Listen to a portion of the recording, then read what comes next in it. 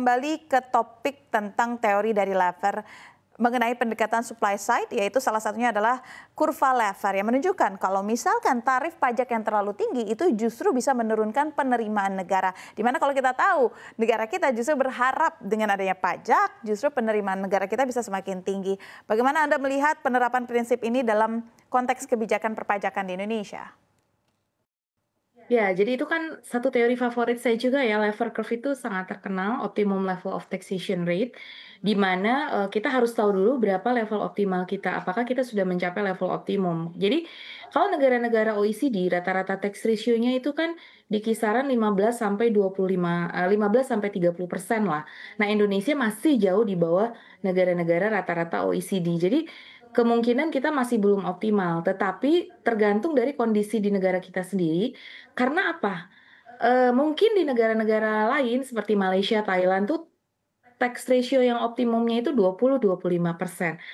Karena ekonomi formal mereka lebih tinggi share-nya. Nah, Indonesia masalahnya, salah satu permasalahan dengan tarif pajak kita itu adalah di kita itu banyak sekali sektor informal dominannya, di mana sektor informal itu tidak ter-reach out oleh perpajakan ini, begitu ya. Jadi dengan kondisi kita banyak informal sektor, banyak tax avoidance dan juga tax evasion, kita agak susah mencapai yang 20-25. Jadi tidak semudah itu kita mau menaikkan.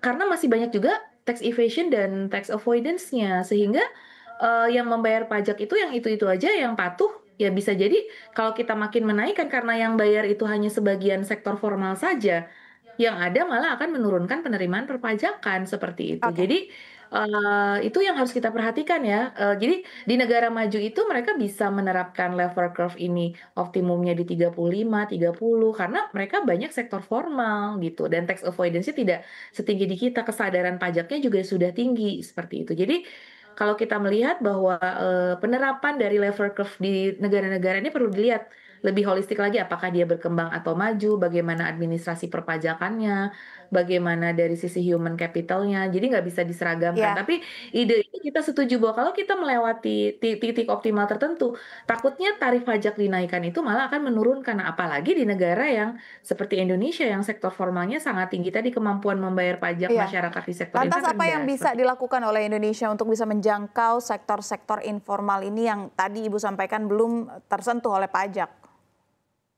Nah, biasanya biar tetap mereka ada kontribusi ke pajak, seperti yang dilakukan pemerintah PPh final UMKM. Jadi memang jangan berikan rate yang terlalu tinggi, pokoknya mudahkan aja karena UMKM kan bayar pajak tuh repot lah kalau dengan hitungan-hitungan yang rumit gitu kan. Cukup simpel aja kan sekian persen dari omset atau sekian persen dari laba final. Nah, itu akan memberikan kontribusi pajak yang cukup tinggi untuk sektor-sektor yang memang belum mampu untuk membayar pajak secara formil dan juga secara dalam jumlah yang besar gitu. Jadi tetapkan saja tapi kan ada setidaknya kontribusi-kontribusi itu, seperti itu. Dan kemudian memang mengoptimalkan dari sisi indirect tax. Basis pajaknya yang harus terus ditingkatkan. Harus ada insentif buat perusahaan-perusahaan yang mau membayar pajak dengan baik. Jadi harus ada penghargaan-penghargaan dan juga ada kemudahan-kemudahan. Jadi, oh kalau bayar pajak itu nanti bayar listriknya dimudahkan, bayar listriknya dapat diskon, dan lain sebagainya. Jadi pemerintah bisa bikin semacam program apa ya, bundling gitu untuk supaya orang lebih sadar untuk membayar pajak Ya. dan bisa meningkatkan basis pajak. Dan juga jangan lupa digitalisasi. Digitalisasi dari perpajakan ini akan sangat membantu seperti contoh di India, salah satu kesuksesan penerimaan pajak yang bisa naik dalam waktu singkat, itu adalah dengan melakukan digitalisasi di perpajakannya. Apabila semua transaksi itu sudah didigitalkan, orang kan juga akan sulit untuk menghindar dari kewajiban pajaknya. Seperti itu. Ya. Itu salah satu usaha-usaha ya untuk menaikkan penerimaan perpajak. Ya, dan tarif pajak yang lebih rendah ini diyakini dapat mendorong aktivitas ekonomi, memperluas Betul. pertumbuhan dan sebagainya. Kalau apa yang bisa kita revisi dari kebijakan perpajakan agar bisa lebih pro investasi, pro masyarakat juga dan sesuai dengan apa yang dicita-citakan oleh negara yaitu meningkatkan pendapatan melalui pajak. Ya, sebetulnya pemerintah sendiri sudah banyak inovasi-inovasi yang dilakukan. Salah satunya kan dengan Cortex System tadi kalau kita bicara digitalisasi. Cuma memang dalam implementasinya karena ini suatu transisi sistem yang cukup reformatif ya, sehingga agak mengagetkan mungkin di awal persiapannya kurang, sosialisasinya kurang sehingga sempat ada kendala. Tapi kan sekarang seharusnya semakin berjalan. Kalau menurut saya segera lakukan Cortex itu diterapkan dengan cepat ya. Maksudnya akselerasi dari Cortex ini supaya semakin bisa bagus, database perpajakan nanti juga semakin baik, basis pajak semakin baik. Kalau Cortex ini sudah diterapkan menurut saya ini dengan baik gitu ya, itu bisa sangat membantu. Terus kemudian tadi digitalisasi perpajakannya sendiri dari transaksi-transaksi ekonominya juga harus terus kita kejar. Nanti seiring dengan penggunaan sistem pembayaran seperti KRIS dalam transaksi-transaksi UMKM itu juga kita akan makin punya peta data masyarakat dalam belanja dan juga dalam pendapatannya seperti apa, itu juga bisa dibantu gitu ya. Jadi kita bisa punya peta datanya itu sendiri. Dan kemudian saya nggak tahu ya adanya badan penerimaan yang baru yang akan diluncurkan oleh pemerintah ini juga diharapkan pemerintah bisa lebih fokus dari sisi SDM perpajakan untuk terus menggali potensi-potensi pajak kita. Jadi potensi-potensi pajak kita juga masih banyak ya, baik pajak maupun non pajak termasuk cukai juga di dalamnya. Itu sebetulnya masih luas gitu untuk kita potensi. Seperti pemerintah sekarang sedang mengkaji cukai untuk ponsel, cukai untuk plastik gitu ya. Terus kemudian kalau dari sisi ada carbon tax juga ya yang sedang dikaji juga dan ada wealth tax. Pemerintah juga sedang mengkaji nih adanya wealth tax. Jadi harus ada inovasi-inovasi dari penerimaan pajak yang baru sih itu juga. Tapi tidak mengganggu iklim investasi ya catatannya. Jadi jangan sampai terlalu banyak jenis pajak juga akhirnya menjadi disinsentif akhirnya ya. Tapi kesadaran bersama nih pajak-pajak apa yang masih bisa kita ataupun cukai yang masih bisa kita kembangkan tapi tidak memberatkan masyarakat seperti itu. Malah nanti bisa memberikan dampak positif kepada dunia usaha seperti itu. Jadi tetap harus memperhatikan iklim usaha juga dari inovasi-inovasi penerimaan perpajakan yang dilakukan oleh pemerintah ini harus Baik, memperhatikan juga itu ya. iklim usahanya. Bagaimana pandangan Anda juga terhadap penerapan tarif pajak rendah secara selektif, khususnya untuk sektor-sektor yang berkontribusi besar terhadap penciptaan lapangan kerja dan nilai tambah ekonomi?